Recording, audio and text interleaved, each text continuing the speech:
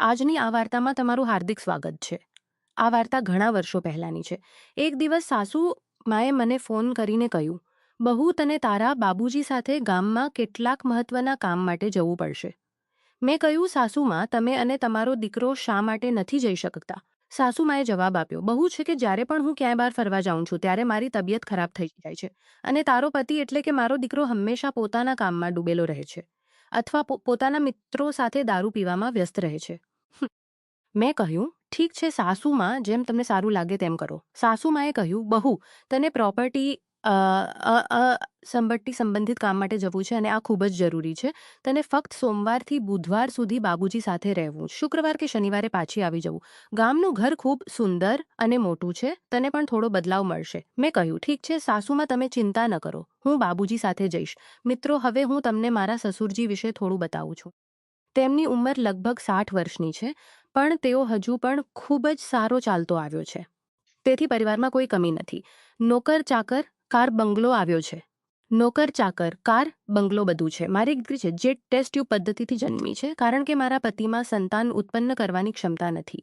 આ વાત ફક્ત મને અને સસુરજીને ખબર છે, ઘરના બીજા કોઈને નહીં. સાસુમાએ મને ગામ જવાનું કહ્યું ત્યારે મને અંદરથી થોડી ખુશી થઈ. તે રાત્રે મેં બીજા જવાનું કહ્યું જવાની તૈયારી શરૂ કરી. પછી હું સસુરજીના રૂમમાં ગઈ. ઘરમાં અમારી પરંપરા હતી કે સ્ત્રીઓએ કોઈ પુરુષ સમક્ષ પલ્લું વગર ન જવું જોઈએ.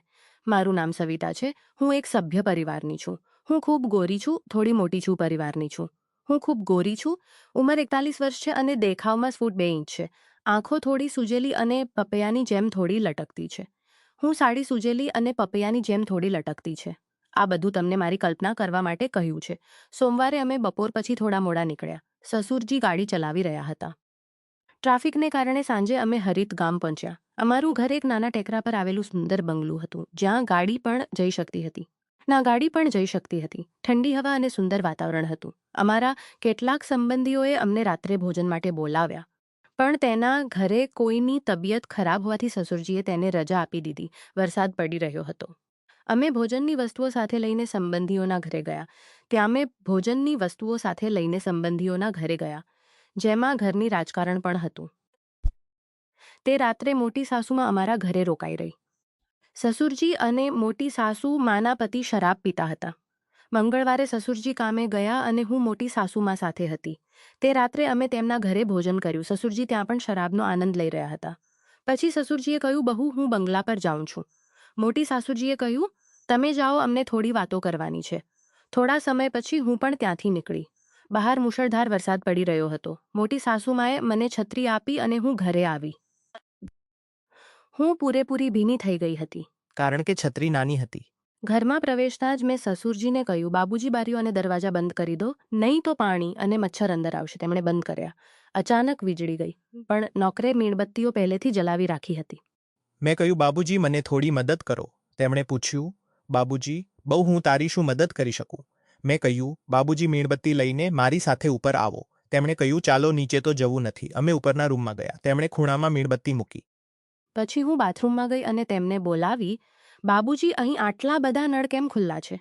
જુઓ અને પાણી બંધ કરો." તેઓ આવ્યા અને નળ બંધ કરવા લાગ્યા, પણ ભૂલથી શાવર ચાલુ થઈ ગયો અને હું ફરીથી ભીની થઈ ગઈ. હું વાદળી સાડી પહેરેલી હતી અને સિર પર પલ્લું હતું. ત્યારે મેં જોયું કે બાબુજી ચૂપચાપ મને જ જોઈ રહ્યા હતા. વરસાદને કારણે મારી સાડી પૂરેપૂરી ભીની થઈ ગઈ હતી અને તે શરીર સાથે ચોંટી ગઈ હતી. મિત્રો, એ હંમેશા મિત્રો સાથે બહાર રહેતા અને થોડું ધૂમ્રપાન પણ કરતા. એક દિવસે હું સવારે દુકાને ગઈ. વરસાદ પડી રહ્યો હતો અને હું સાડીનો પલ્લું સિર પર રાખીને છત્રી લઈને નીકળી. ક્રોસિંગ પર સસુરજી ઊભા હતા. મેં છત્રી આગળ વધારી, પણ તેમની નજરો મારા ભીના શરીર પરથી હટતી ન હતી. ઘરે આવીને અરીસામાં જોઈ તો સાડી આગળથી એટલી ભીની હતી કે તે પારદર્શક થઈ ગઈ હતી અને શરીરની વિગતો સ્પષ્ટ દેખાઈ રહી હતી. હું જાણી જોઈને બાબુજીની આસપાસ ફરવા લાગી. ઝાડુ લગાવતી વખતે નીચે વળવાનું બહાનું કરતી અને તેમને મારું શરીર બતાવતી. તેઓ પણ છુપી નજરોથી મને જોતા અને મારા ભરેલા શરીરનો આનંદ લેતા. એક દિવસે હું ફરીથી ભીની થઈ ગઈ અને સાડી બદલવી પડી.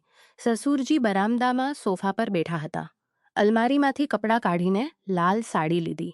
બીજા રૂમમાં જઈને બદલવા માટે પટીકોટ અને બધું લઈને ગઈ. દરવાજો થોડો ખુલ્લો રાખ્યો જેથી તેઓ જોઈ શકે. હું સાડી બદલવા લાગી. તેઓ ચૂપચાપ મને જોઈ રહ્યા હતા. મેં તેમને જોયા પણ અવગણના કરી. ચૂડીઓની અવાજથી તેઓ અસ્વસ્થ થઈ ગયા હતા. મને પણ આનંદ થતો હતો કે કોઈ મને ગુપ્ત રીતે જોઈ રહ્યું છે. રૂમમાં અંધારું હતું પણ મીણબત્તીના પ્રકાશમાં બધું દેખાઈ રહ્યું હતું. મારા અંગો એટલા ભરેલા હતા કે સાડીથી પૂરેપૂરા ઢંકાતા ન હતા. સસુરજી સોફા પર બેસીને મને જોઈ રહ્યા હતા. લગભગ 12 થી 15 ફૂટનું અંતર હતું. મેં ચપ્પલનું બટન ખોલવાનો પ્રયાસ કર્યો પણ તે અટકી ગયું હતું. ઘણા પ્રયાસો પછી બટન ખુલ્યું. મારી સાડી નીચે જમીન પર ગીરી ગઈ અને મારું ભરેલું પેટ અને ઘેરી નાભી તેમને દેખાઈ રહી હતી. હવે સસુરજી પૂરેપૂરા મદહોશ થઈ ચૂક્યા હતા. તેઓ પોતાની ધોતીમાં કંઈક એડજસ્ટ દેખાઈ રહી હતી. છેલ્લું બટન પણ ખોલીને મેં તેમની તરફ વધુ વળીને જોયું. હવે તેમને બધું જ સ્પષ્ટ દેખાઈ રહ્યું હતું. આ ક્ષણે બંને વચ્ચેની બધી સીમાઓ તૂટી ગઈ અને તેઓ એકબીજાની નજીક આવી ગયા. પણ આ ઘટના પછી ઘરમાં એક અજીબ ચુપ્પી અને અપરાધની લાગણી છવાઈ ગઈ. મને ખ્યાલ આવ્યો કે મેં મારા પતિ અને પરિવાર સાથે કરેલા વિશ્વાસનો ભંગ કર્યો છે. સસુરજી પણ પછીથી મારી સાથે આંખો મેળવવામાં અસ્વસ્થ થઈ જતા. જ્યારે અમે કામ પૂરું કરીને શહેર પાછા આવ્યા ત્યારે બધું પહેલાં જેવું ન રહ્યું. આ ઘટનાએ મને એક મહત્વનું પાઠ શીખવ્યો કે પરિવારના નજીકના આખા પરિવારની શાંતિ અને વિશ્વાસને બાળી નાખી શકે છે.